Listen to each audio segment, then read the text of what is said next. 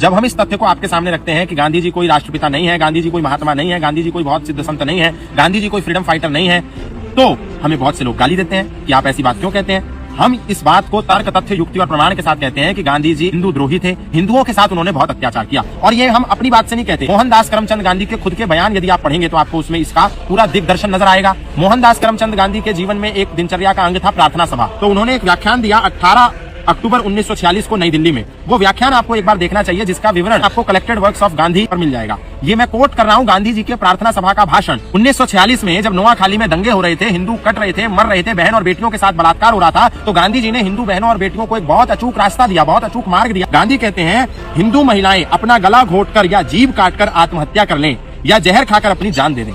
गांधी जी हिंदू महिलाओं को बचाने के लिए कितना रामबाण इलाज बता रहे हैं। और यही नहीं, एक दूसरी प्रार्थना सभा को भी मैं कोट करना चाहता हूं। 194 नंबर की जो उनकी प्रार्थना सभा थी, उस प्रार्थना सभा को उन्होंने नई दिल्ली में 6 अप्रैल 1947 को दिया, जिसका विवरण आपको collected works of Mahatma Gandhi में मिल जाएगा। जाकर के 194 नंबर की जो उनकी प्रार्थना सभा है वो आप वहां पर देख लीजिएगा।